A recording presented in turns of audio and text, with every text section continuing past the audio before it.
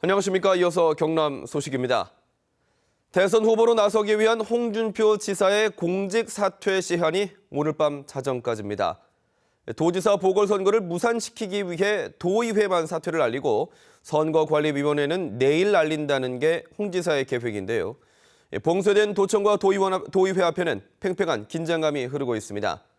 도의회 나가 있는 취재기자 연결합니다. 송현준 기자, 홍 지사의 사퇴 통보는 아직입니까? 네, 홍준표 지사의 사임 통지서는 아직 도의회와 선관위에 제출되지 않았습니다. 경남도의회 박동식 의장과 경남선거관리위원회는 현재 집무실 등에서 비상대기하며 사임 통지서가 접수되길 기다리고 있습니다. 홍 지사의 대선 출마를 위한 사퇴 시한과 도지사 보궐선거 확정 시한이 오늘 밤 자정까지인데요. 홍 지사가 얘기한 대로 유순현 행정부지사가 오늘 자정에 임박해 도의회에만 사퇴 통지하고 선관위에는 내일 알린다면 홍 지사의 대선 출마는 가능하지만 도지사 보궐선거는 없어지게 됩니다. 유순현 행정부지사가 이후 모든 책임을 지게 되는데 야당과 시민단체의 면담 요구도 거부하는 것은 물론 어떤 입장도 밝히지 않고 있고 연락도 닿지 않고 있습니다. 경상남도와 경남도의회는 언론의 출입까지 막을 정도로 엄격히 통제되고 있습니다. 더불어민주당과 정의당 당원들과 시민사회단체 회원 수십 명은 도의회 앞에서 결과를 기다리고 있어 팽팽한 긴장감이 돌고 있습니다. 지금까지 경남도의회에서 KBS 뉴스 송현준입니다. 유동성 위기에 놓인 대우조선이 신규자금 지원을 받기 위해서는 넘어야 할 산이 많습니다. 시중은행과 국민연금 등 채권자들의 손실 부담 동의를 이끌어야 하는데요. 시간이 일주일밖에 남지 않았습니다. 보도에 손원혁 기자입니다. 정부가 대우조선에 2조 9천억 원을 지원하는 전제는 채권자들의 손실 분담, 채무 조정입니다. 자율적인 채무 조정이 이루어지도록 최선을 다하되 합의 실패 시 적용할 P플랜도 즉각 가능할 수 있도록. 출자 전환과 만기 연장 등의 합의에 이르지 못하면 법적 강제력을 동원하겠다고 배수진을 친 정부. 일단 노조는 채권단 요구대로 무분규와 임금 삭감 등 추가 자구 계획에 동참합니다. 하지만 7천억 원이 물려있는 시중은행에 합의서 제출은 당초 기한을 넘겼습니다. 채무 조정에 대한 공감은 이뤘지만 세부 조율이 덜 된 겁니다. 1조 5천억 원 규모의 사채권자들을 설득하는 일은 더 큰 난관입니다. 회사채 3,900억 원을 가진 국민연금도 당장의 손실을 감수해야 하는 결정을 선뜻 못 내리고 있습니다. 국민연금은 재무 상태와 기업 계속성 등에 대한 의구심이 있어 현 상태로는 수용 여부를 결정할 수 없다고 밝혔습니다. 채무 재조정 방안 통과 여부를 결정할 사채권자 집회가 열리는 17일까지는 앞으로 일주일. 산수, 대우조선, 그다음에 실사법인까지 해가지고 열심히 찾아다니면서 설득하고 있어요. 또 기관 투자자 중심으로.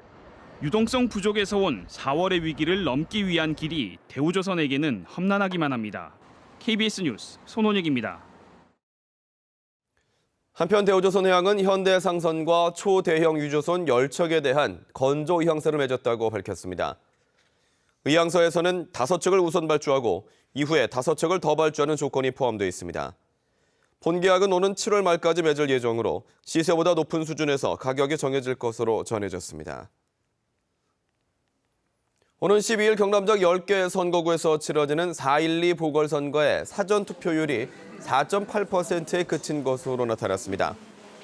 경남선거관리위원회는 지난 7일과 8일 이틀 동안 실시된 사전투표에서 총 유권자 38만 6,600여 명 가운데 18,500여 명이 투표해 4.8%의 투표율을 기록했다고 밝혔습니다. 창원 서부경찰서는 노래 주점에 불을 낸 혐의로 41살 박모 씨를 구속했습니다.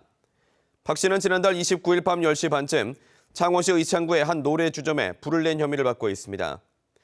이 불로 노래 주점이 완전히 타고 위층에 있던 모텔 투숙객 31명이 연기를 마셔 병원으로 옮겨졌습니다.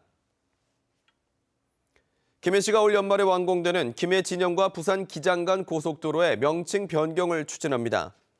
김해 씨는 전체 노선 48.8km 가운데 65%가 김해와 양산에 있다며 도로 명칭을 기존 부산 외곽 순환 고속도로에서 김해 부산 고속도로로 변경해 줄 것을 국토부에 강력히 건의할 방침입니다. 한국항공우주산업 카이가 페루 수출형 무장겸용훈련기 KT-1P 수출을 성공적으로 마쳤습니다. 카이는 지난 2012년 페루와 KT-1P 20대 수출 계약을 체결해 최초 넉 대는 카이에서 나머지 16대는 페루 현지에서 생산해 3년 만에 모두 성공적으로 인도했습니다. KT-1P는 국내 기술로 개발된 기본 훈련기 KT-1 등을 기반으로 첨단 항전 장비와 무장 능력을 향상시킨 다목적 항공기입니다. 경상남도가 기후변화에 대응해 5개년 세부 시행 계획을 수립했습니다. 이는 기습폭우와 적조 발생 등 기후변화에 선제적으로 대응하기 위한 것으로 재난재해와 물관리, 건강해양수산 등 9개 부문의 61개 과제를 담았습니다.